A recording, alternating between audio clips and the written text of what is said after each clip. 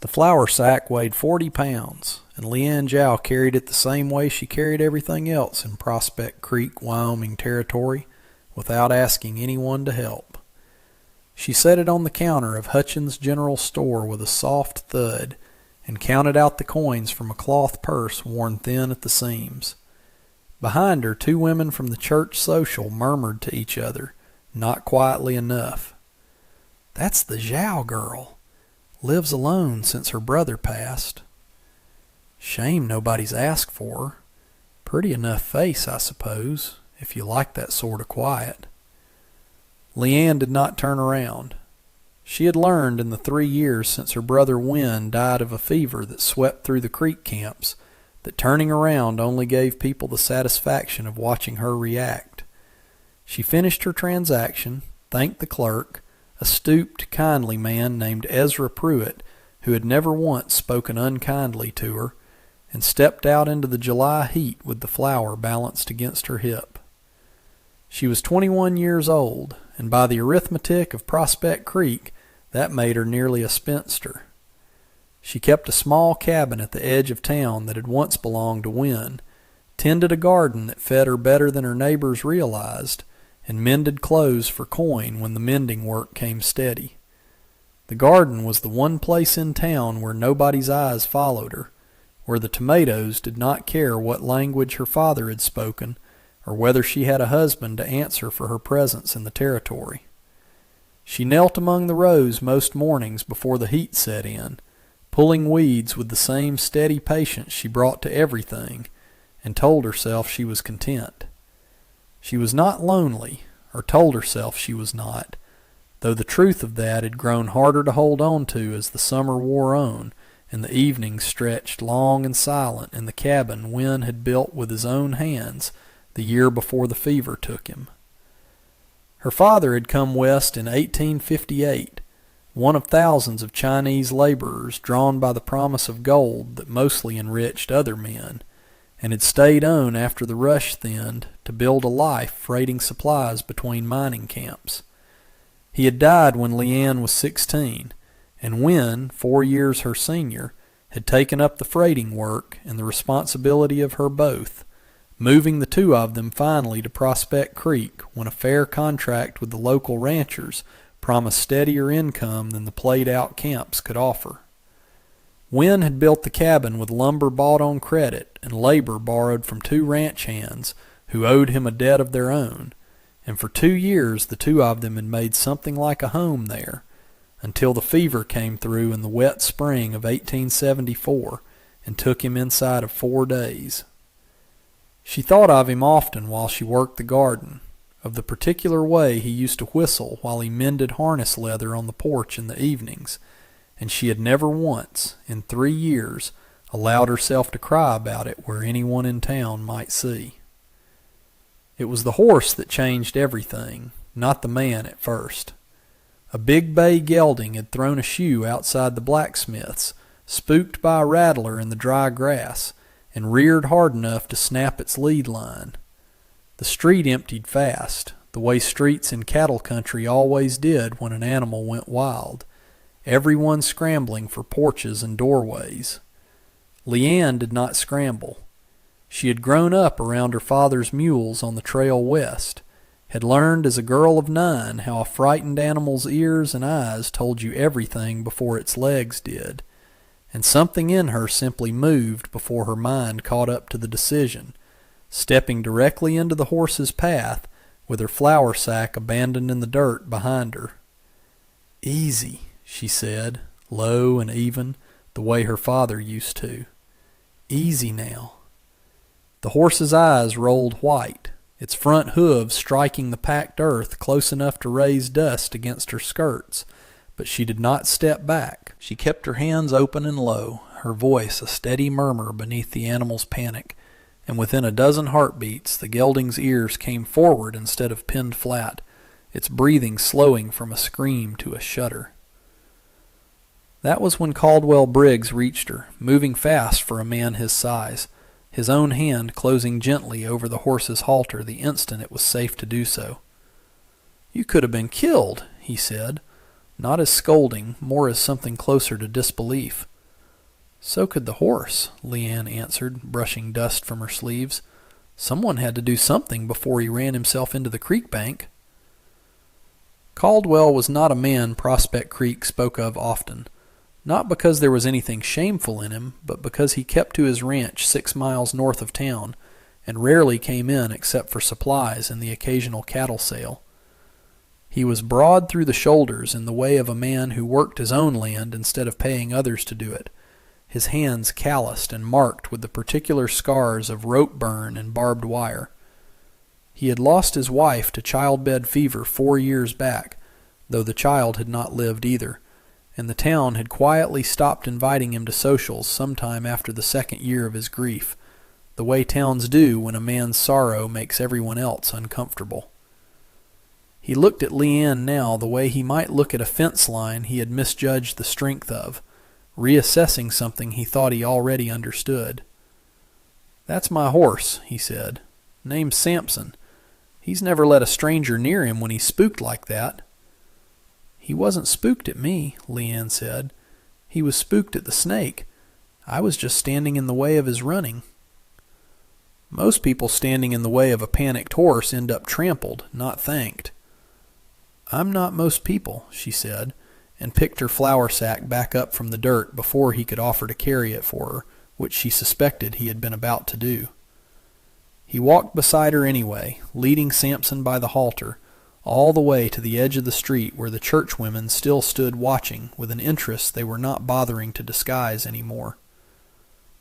"I'd like to thank you properly," Caldwell said. "Come to supper at my place Thursday.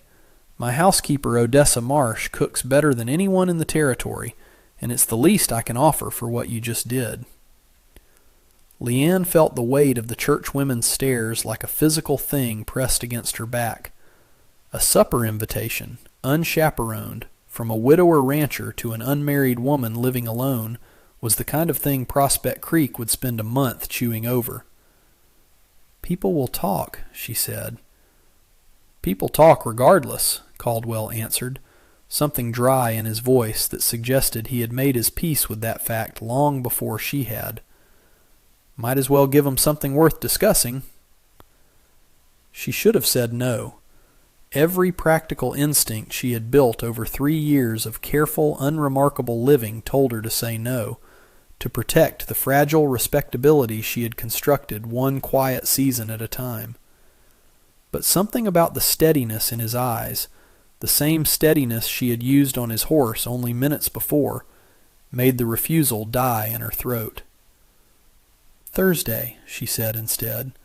"I'll come." The walk home left her unsettled in a way she did not examine too closely, and it was not until she reached her cabin that she realized her hands were still trembling slightly, not from the horse at all. She spent the better part of that evening arguing with herself over the wisdom of the decision, laying out her one good dress across the foot of the bed, and then folding it away again twice before finally leaving it be. Thursday arrived hot and still, the kind of summer day where the grass along the road to Caldwell's ranch had gone the color of old rope. Leanne wore her one good dress, plain gray cotton with a collar she had embroidered herself the winter before, and told herself twice over that she was only going because refusing twice would have looked stranger than accepting once. She walked the 6 miles rather than borrow a horse from the livery, and arrived with dust on her hem and her nerve nearly failing her at the gate. The ranch house surprised her. Not grand, but solid, built with the kind of care that suggested a man who intended to stay rather than simply survive. Odessa Marsh met her at the door, a broad, sharp-eyed woman in her 50s who looked Leanne over with the frank assessment of someone deciding whether a person was worth her trouble. "You're the one stopped Samson," Odessa said. It was not a question. "I only stood still," Leanne said. "Standing still in front of half a ton of frightened horseflesh takes more nerve than most men in this territory have," Odessa said, and something in her tone eased, as though Leanne had passed a test she had not known she was taking. "Supper's near ready. Mr. Briggs is out back." Caldwell was mending a section of corral fence when Leanne found him. His shirt sleeves rolled to the elbow, sweat dark along his collar. He straightened when he saw her, wiping his hands on a rag tucked into his belt. "You came," he said, and there was something in his face, relief maybe, or surprise, that he did not bother to hide. "I said I would." "People say a lot of things they don't mean to follow through on." "I'm not most people," she said again, and this time he laughed, a short, surprised sound that seemed to catch him off guard as much as it did her. Supper was simple and good. Roasted chicken and garden vegetables and bread Odessa had baked that morning, and the conversation moved easier than Leanne had expected. Caldwell asked about her brother, and she found herself telling him about Wynne without the careful edges she usually kept around that grief, about the fever that had taken him inside of 4 days, about the winter afterward when she had nearly sold the cabin and gone back east before deciding, stubbornly, to stay. "Why did you stay?" Caldwell asked. "Because leaving felt like admitting the West had won," she said, "and I wasn't ready to give it that." He studied her for a long moment across the table, something shifting behind his eyes. "My wife used to say something close to that giving up was its own kind of dying, slower than the other kind, but just as final." "You don't talk about her much, from what people say." "People don't ask, mostly. They're too busy being uncomfortable around a grieving man to actually ask him anything." He turned his glass slowly on the table, not quite meeting her eyes. "Her name was Prudence. She's buried out past the north pasture, under the cottonwood. I still can't walk past it without my chest going tight, 4 years on." The honesty of it sat plainly between them, unadorned, and Leanne understood that he had given her something he did not hand out easily. "Thank you for telling me," she said. "You didn't have to." "No," he agreed. "I didn't." After supper, Odessa shooed them both out onto the porch with the particular firmness of a woman who had decided the evening air would do them good, and they sat a respectable distance apart on the top step while the light went long and gold over the pasture. Caldwell pointed out the cottonwood in the distance, barely visible now against the darkening tree line, and told her, haltingly, about the winter Prudence had died, about the silence of the house afterward, about how he had nearly sold the ranch twice before deciding that leaving would only prove to himself that the grief had won. "That sounds familiar," Leanne said quietly. "I imagine it does," he answered, and for a while neither of them said anything more, content to sit with the crickets starting up in the grass and the horses shifting in the corral. And it was, Leanne thought later, the first evening in 3 years she had not felt the particular ache of being entirely alone. She left before full dark, and he walked her part way down the road, Sampson trailing behind them on a loose lead, as though the horse too had decided she was worth the company. Neither of them spoke of another supper, but neither of them needed to. Prospect Creek, true to its nature, had opinions by the following Sunday. Leanne felt them in the church pews, in the pointed silences when she walked past the general store, in the way Reverend Aldous Pemberton's wife made a point of asking, too sweetly, whether she had enjoyed her supper at the Briggs ranch. "The food was excellent," Leanne said evenly. "Mrs. Marsh is a fine cook."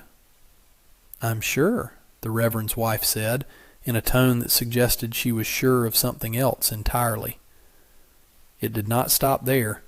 Over the following 2 weeks, Caldwell found reasons to ride into town more often than his supplies strictly required, and Leanne found herself watching the road from her garden with an attentiveness she was not proud of. He brought her a jar of Odessa's preserves once, on the pretense of thanking her again for the horse, and stayed an hour on her porch, talking about nothing of consequence, the price of cattle, the dry summer, a barn owl that had taken up residence in his hayloft.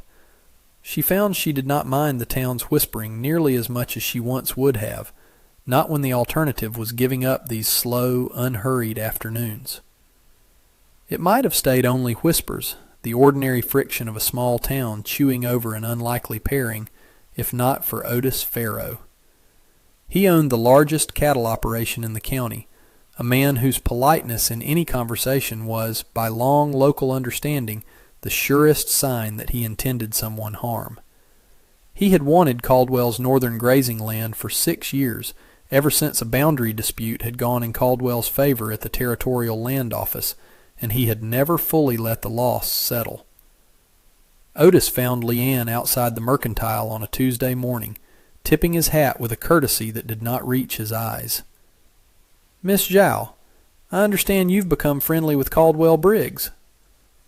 "We're acquainted," she said carefully. "A man in his position needs to think about how his associations look to his neighbors," Otis said, his voice pleasant, almost kind.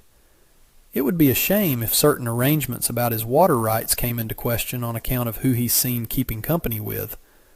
Prospect Creek has particular feelings about that sort of thing. I'd hate to see a man lose good grazing land over a matter of appearances."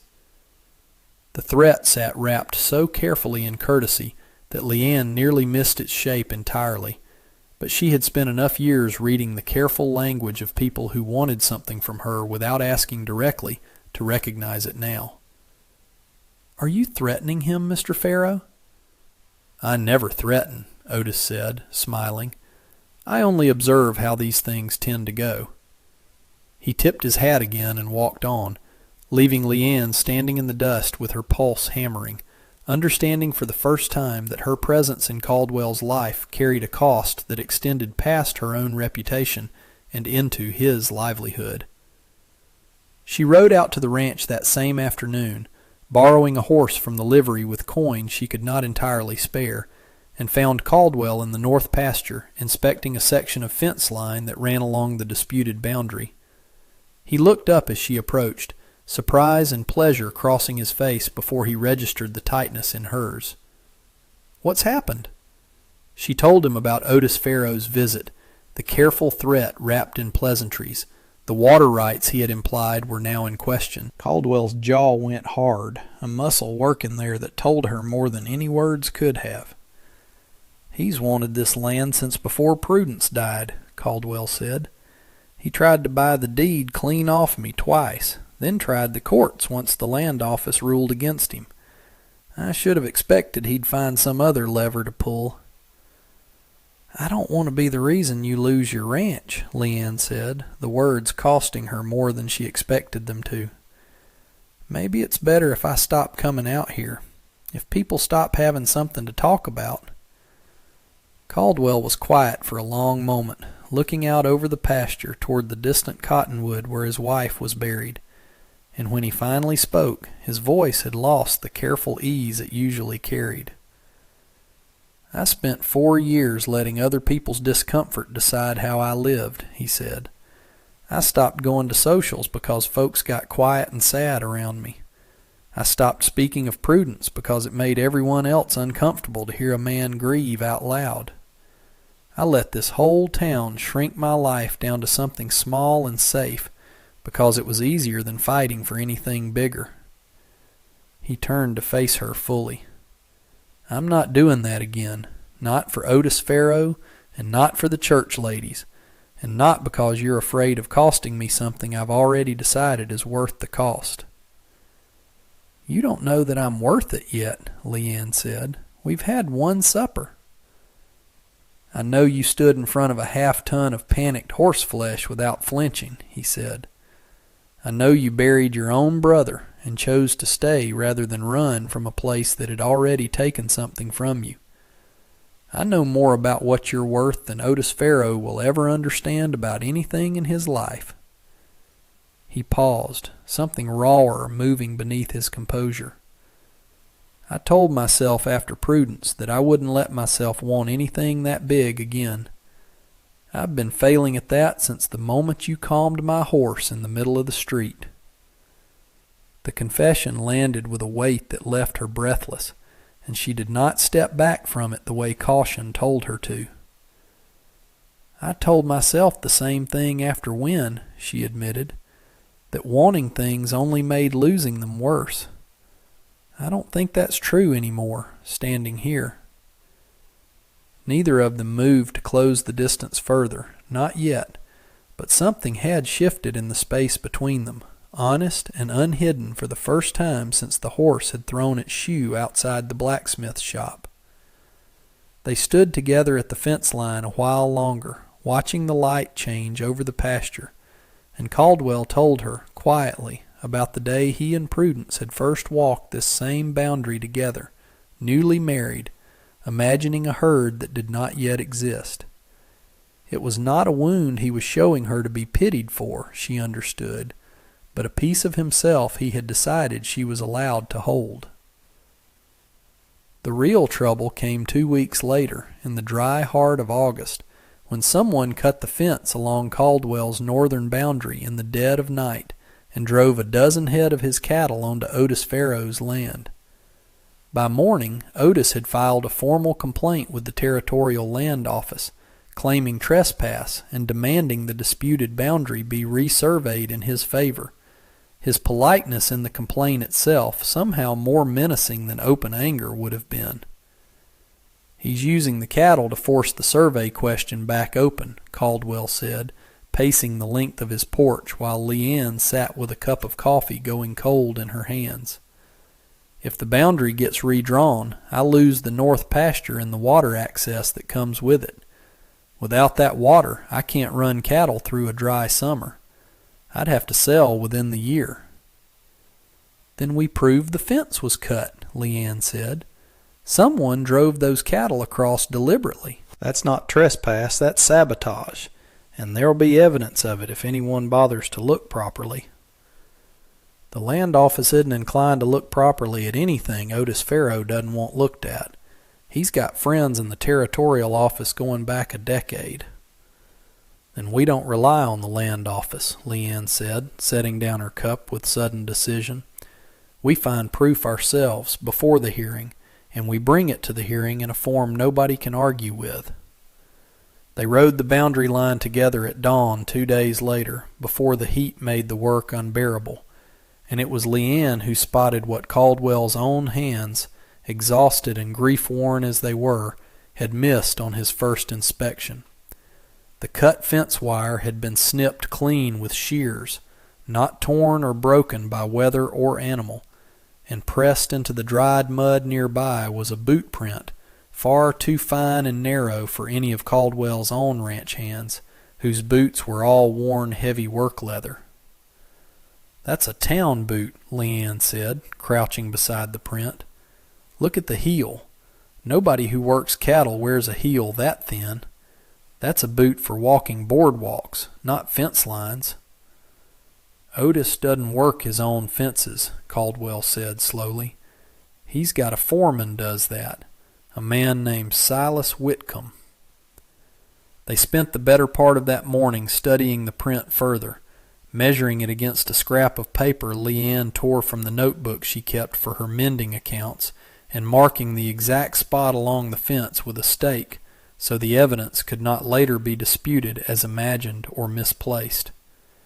Caldwell rode the rest of the boundary twice more that afternoon, searching for any second point of entry, while Leanne sat at the edge of the pasture, sketching the print's measurements carefully onto paper, in case the ground itself did not hold until the hearing. They found Silas that same afternoon at the Mercantile, and Leanne recognized his boots the moment he stepped up to the counter, narrow-heeled and town-polished despite the ranch dust on his trouser cuffs. She said nothing to him directly, only noted it, and later that evening she and Caldwell brought their evidence to Marshal Otis Pruitt, no relation to Farrow despite the shared given name, a careful man who listened to the whole account without interrupting once. "Boot prints and cut wire aren't enough on their own to prove intent," the marshal said finally, "but it's enough to warrant asking Silas Whitcomb some pointed questions before any hearing gets scheduled. I'll ride out to Farrow's place myself tomorrow." The 2 weeks before the hearing passed slower than any Leanne could remember, the town's whispering growing sharper as word of the boundary dispute spread, some neighbors quietly wishing Caldwell well, and others, beholden to Pharaoh's cattle contracts, keeping a careful distance from them both. Leanne kept to her garden and her mending in the daylight hours, and rode out to the ranch most evenings, regardless of what Prospect Creek made of it, no longer willing to let the town's comfort dictate where she spent her time. The hearing, when it finally came before the Territorial Land Office 2 weeks later, turned entirely on Silas Whitcomb's nerve, which broke under the marshal's questioning long before it ever reached a formal proceeding. Faced with the boot print evidence and the marshal's steady pressure, Silas admitted he had cut the fence on Otis Pharaoh's direct instruction, hoping a lighter fine for trespass would be worth the chance at reopening the boundary dispute in his employer's favor. Otis Pharaoh's protests of innocence collapsed under the weight of his own foreman's confession, and the land office not only upheld Caldwell's original boundary, but fined Pharaoh for the destruction of the fence itself. Caldwell stood on the courthouse steps afterward with something loosening visibly in his shoulders, the tension of 6 years finally easing out of him in the summer heat. "It's done," he said, disbelief still coloring his voice. "The land's mine, clean and clear, and Pharaoh's going to spend the rest of the season paying for it instead of scheming over it." "You did that," Leanne said. "Not the marshal, not me. You've been fighting for that land since before I ever set foot on it." "You found the boot print," Caldwell said. "I'd walked that fence line a dozen times and never seen it. I was too busy being angry to look properly." He turned to face her fully on the courthouse steps, heedless of the townsfolk still filing out around them, murmuring behind gloved hands at the sight of the rancher and the Zhao girl standing so close together in public. "I'm done caring what this town whispers about us, Leanne. I've spent 4 years shrinking myself down to fit their comfort. I'm not doing it any more." "Neither am I," she said, and found she meant it entirely. Word of the hearing spread through Prospect Creek faster than any sermon ever had, and the shift in the town's regard was not immediate, but it was steady. Ezra Pruitt at the general store began setting aside the good flour for her without being asked. The church ladies who had once murmured over her stopped murmuring, replaced by a wary, uncertain respect that Leanne did not entirely trust yet, but noticed all the same. Otis Pharaoh, for his part, was seen at the Mercantile only rarely after that, and never again spoke to her at all. 3 months later, the north pasture ran green and full despite the dry season, thanks to water rights that had never been genuinely in question, except in Otis Pharaoh's ambitions, and Caldwell's cattle grazed fat and unbothered along a fence line that had been properly repaired and never troubled again. Leanne had moved her small collection of belongings out to the ranch house by the first frost of early autumn, her garden transplanted in careful rows behind the kitchen, her mending work now done for half the county from a proper table instead of a cramped cabin corner. Odessa Marsh, who had decided somewhere in the intervening months that Leanne was worth more trust than most people earned in a lifetime, taught her the particular way Prudence used to can preserves each fall, and Leanne found she did not mind the comparison, understanding it for the honor Odessa meant it as. The old cabin at the edge of town did not sit empty long. Leanne sold it that autumn to a young freighting family newly arrived from the Eastern Territories, and stood for a moment at the gate on the day she handed over the deed, remembering Wynn's whistle on the porch and the particular quiet of those first lonely years. She did not feel the old ache when she walked away from it this time. She felt, instead, something closer to gratitude, that the cabin had held her through the hardest stretch and had not asked anything of her she could not give. Prospect Creek had, as towns eventually do, stopped whispering and started simply accepting, the way any community eventually accepts what has proven itself steady and unashamed. The church ladies who had once murmured about the plain, unmarried sister now nodded to her by name at the Mercantile, some of them even with something like respect in their eyes, though Leanne no longer measured her worth by whether that respect arrived. Caldwell found her one evening in October, sitting on the porch steps, watching the light go gold and long over the north pasture, Sampson grazing quiet in the near paddock, where the fence still bore the fresh timber of its repair. "I never did properly thank you," he said, settling beside her on the step. "For the horse, for the fence line, for staying when half this territory would have told you to run the other direction." "You already thanked me," she said. "You asked me to supper." "I meant to ask you something else, that first supper," he admitted. "I lost my nerve halfway through the chicken." "And now?" He reached over, taking her hand in his, calloused fingers closing gentle around hers the way they had once closed gentle around Sampson's halter, patient and sure. "Now I've got considerably less to lose by asking it plainly. Marry me, Leanne. Not because the town's finally decided to approve, and not because Odessa's tired of pretending she doesn't already think of you as family. Because I've spent 4 years thinking the biggest part of my life was already behind me, and you walked into the middle of a spooked horse and proved me wrong." "They called me the plain unmarried sister for 3 years, Leanne said, something bright and unguarded breaking open across her face. "I never once minded the plain part. I minded the alone part more than I let myself admit." "You won't be alone," Caldwell said. "Not if you say yes." "Yes," she said, and did not hesitate over the word at all. They were married in November in a small ceremony on the porch of the ranch house rather than the church, with Odessa standing witness and Ezra Pruitt riding out from town with a jar of preserves as a wedding gift, insisting it was only proper. Otis Farrow was not invited and did not send regrets. The cottonwood past the north pasture stood bare of leaves that day, but Caldwell walked past it that morning without the old tightness in his chest, and told Leanne afterward that it was the first time in 4 years the walk had felt like remembering instead of grieving. And that brings us to the end of this one. If you stayed with me all the way through, thank you kindly. Stories like this one only get told because folks like you take the time to sit and listen. If this one settled into your heart the way it settled into mine telling it, go ahead and hit that like button. And if you want more stories from the old frontier, subscribe so you don't miss the next one. Until then, take care of yourself, and thanks again for spending this time with me.